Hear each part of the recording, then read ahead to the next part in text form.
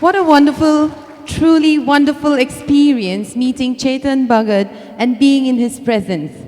Not only did you deliver your insightful speech, but you also demonstrated your meaningful glass technique. Thank you. Now, we will go to the question and answer session. So we can have a seat, Oh, if that's nice. okay with you. Yeah. You're very famous that even here in the remotest area of India, everyone has heard of you. How does it feel to be here in Mizoram? You Tell know, us your experience that you've had so far. okay, so this is the I've done many talks, but this is the only. I don't know. I think people here were planning it for a long time, but before anyone approached me, some people started messaging me on Instagram. Some young students here saying, "Are you coming to Aizawl? Are you coming to Mizoram?" I'm like, "What's going on?" Right? I'm like, I have no idea. And then I was like, what do I do? And they keep asking, we hear you are coming here. And then finally I got a call saying that, we'd like you to come. And I was like, okay, I really want to go because I've never been to this state and I really want to go and please make it happen. And then something happened, I think, and then politically and things became busy and something else started happening. Then it went away for a while. And then again people started asking, are you coming? Are you coming? Then I put a story on Insta saying, maybe I'm coming. And then it finally happened. And I've come from Singapore this time, so I came to Kolkata last night. And this morning I was on the flight from Kolkata to here. And there was a very cute baby called Samuel. I put on Insta, he was a Mizo baby. Yeah. I told my wife, let's have 5, 6 Mizo babies in the house. So she said, okay, I'll find a Mizo guy. I'm like, what? I haven't at all. So that didn't go very well. I said, yeah, I went to adopt them. But, and then, so it was damn cute. Then I came here and then, just been, they told me that it mainly called students and I thought that's great. And for me, it's obviously nice to be here, but people are people. As a writer, my experience, people are people. We all want the same things. Everywhere I go to Gujarat or I come to Mizoram, I go to Tamil Nadu, I ask people, how many of you want to be successful? Everybody raises hand. How many want to be happy? Everybody raises hand. What's the difference? There's no difference. And we're all Indians and, I'm an Indian. Yeah, it's just interesting. I had the miso fish today and a miso chutney, which is damn good. With the green chilies and onions. Oh God, that is like, it's one of those things you shouldn't be having it because it's going to go in your stomach and burn everything, but you can't stop. So I had that. And so all that is interesting, but ultimately we are one, we are one people. I'm you and you are me. So it's nice to be here. Thank you so much. So before we've picked 1, 2 questions Okay. from Instagram, from your fans. Before we go there, I would like to ask you, what is coming up on the horizon? Where are you headed next? Yeah, so I am, unlike students here who have to build their life, I'm going to turn 45 next month. So that's really when I was young, I used to think 45 is really old. Right? I mean, you think 45, I'll never become 45. But life goes very fast. Nobody again told me that also. Ask it just goes like boom. Oh, I'm 45 now. So it's different for me now. I think there was a time I was really trying to prove myself, do a lot of work, do maximum work. Now it's more what makes me happy, what is truly making me happy, because I know that a lot of the life is over and I now try to chase my happiness, which means I like to write good stories. I like to do events that are meaningful to me. I get a lot of invites and I used to do a lot of them and I'd be always tired. But now I've cut down on work and now I do fewer events. My book of, I normally do novels and stories, but I also do a book of my columns and articles on India. It's going to be coming maybe next month, because we have elections and all coming. So I think it's a good time to have that book out. So I'm working on that. And yeah, just trying to raise teenage boys, you know, it's like very difficult. Two of them. And one, they just gang up against us parents, and I'm like, this is not fair, man. I don't want to be parent. I want to be child.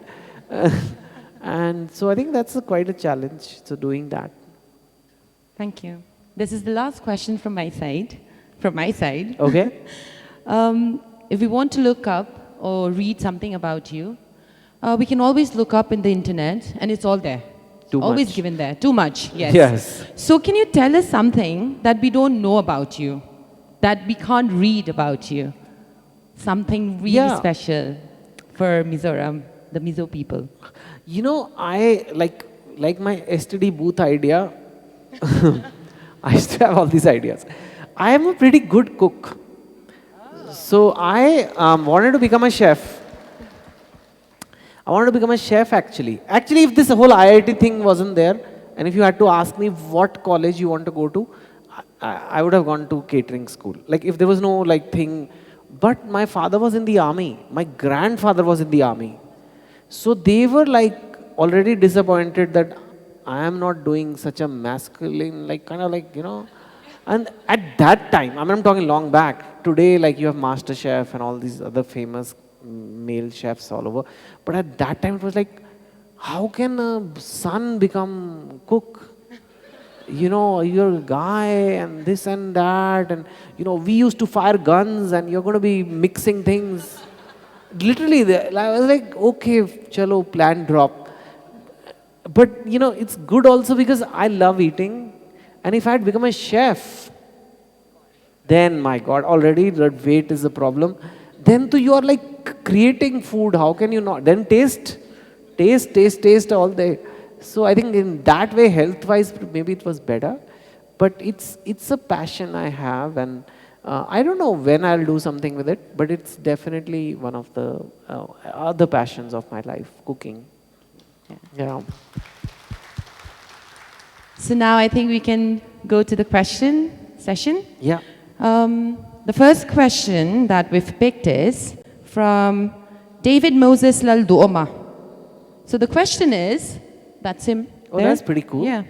So what do you think the Mizo youth have to do in order to be able to break into the national market instead of being confined within the state?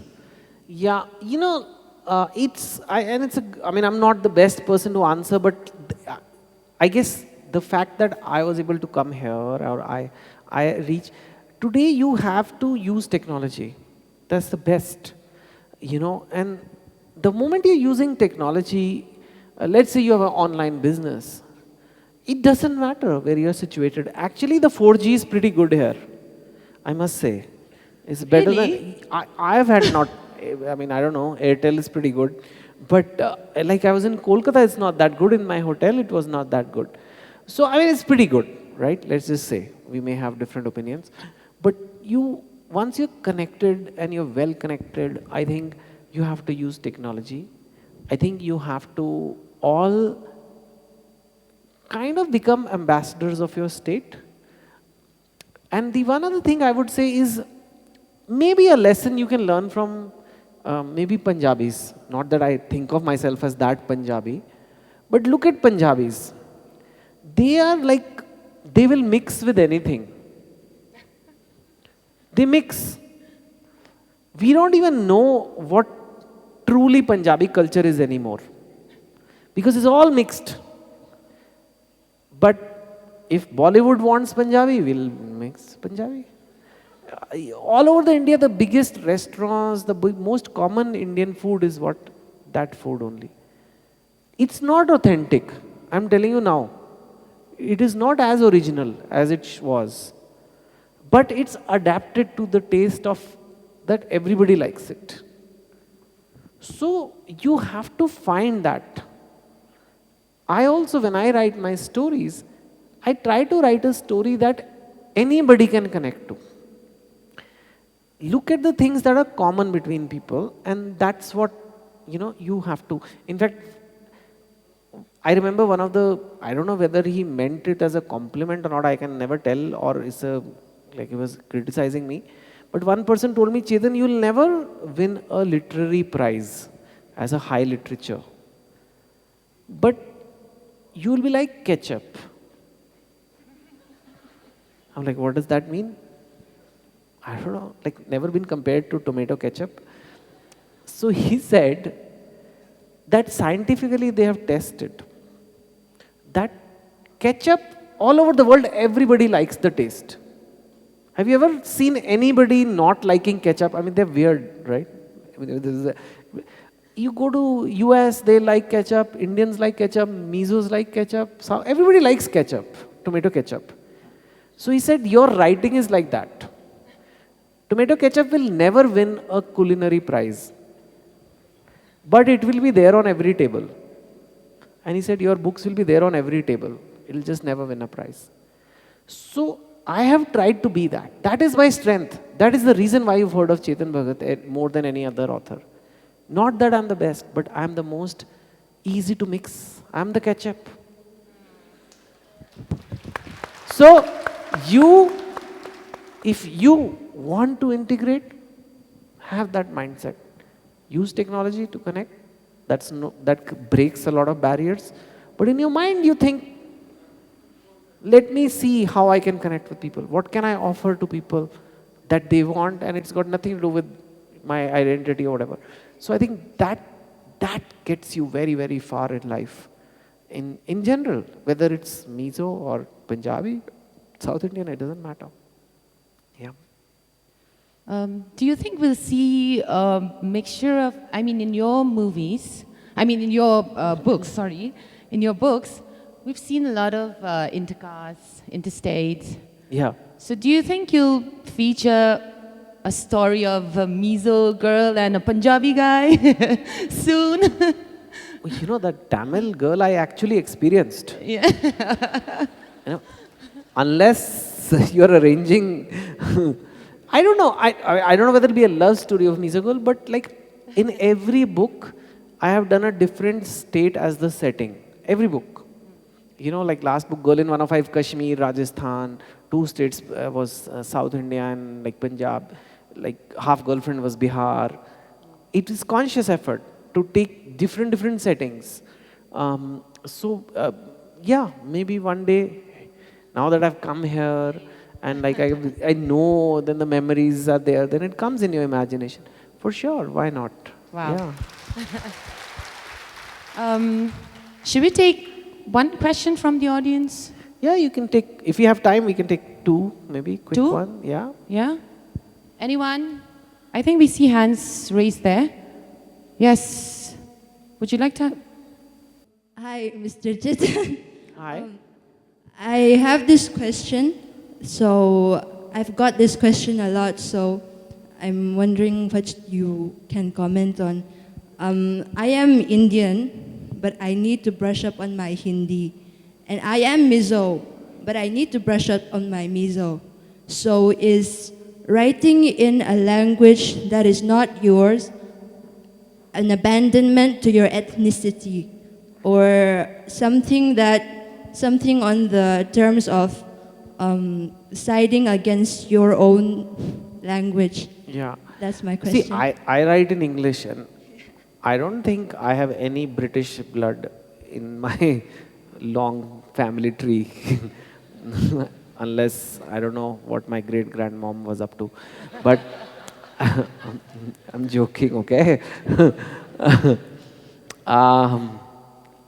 So, you know, there's a line in the book Half Girlfriend about a boy who can't speak English. And he goes to the girl and says, I don't speak English well. And she says, what you say matters, not the language. That's what I believe. What you say has to matter, you know? What are you saying? If you're saying something positive, if you're saying something good for society, doesn't matter which language you're saying things. But if you are harming society, if you are giving hate speeches, even if you give it in your own language, it's bad, you know? So it's what you say matters, not the language. That's what I think. Thank you, sir. Thank you. Sure. Should we take one more? Yeah, sure, if you have the time. One more. Hello, Chetan. Hi. First of all, welcome to Mizoram. Thank you. And you look great. Thank you. Wow. Uh, I like those compliments. You know, like the funniest thing, once I was in a talk and they were like asking me questions. And then one girl stood up, oh, I want to ask a question. And everybody's asking me questions on politics and who's going to win the election and this, that, is that. And then this girl said, why is your hair so short? And I'm like, I don't know, it doesn't grow. But you are actually praising me, which is nice. Thank you. okay, Chetan, you just defined success for us in terms of getting out of or getting past one's OKAT, right? Yeah. So what is your opinion on somebody who stays within his OKAT and is still crushing it? Yeah. Would you still define him as success? No, I think ultimately what is it? Ultimately it's about being happy, no? Ultimately if you are truly happy and if you are crushing it, then you have crossed your OKAT. You know, I don't know, it's just that you're doing really well. You are excelling. You have to excel at something. So I think for that's all that means. I mean, it doesn't mean that you have to do something really different. You can do what you are normally doing, but just do it really well. I think and you are happy. You know, it has to come with happiness. Otherwise, what's the point? So if you are happy, then I would agree that you are fine. Thank you, sir. Thank you. Thank you, Mr. Chetan. As a token of our appreciation, may I now invite our chair, Mr. L.V. Lalthantuanga, and co-chair, Ms. Maggie Lalnunsangi, to kindly present a memento to the guest speaker, Mr. Chetan Bhagat.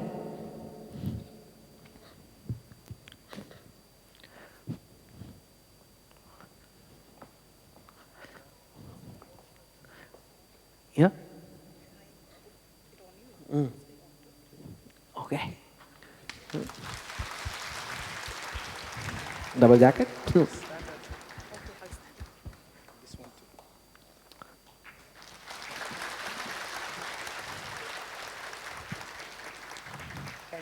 Thank you so much. Thank you so much. Let's give a big round of applause for Mr. Chetan Bhagat. On behalf of CII, Young Indians, Mizoram chapter, I thank everyone for your participation. I hope you enjoyed the program. Good night.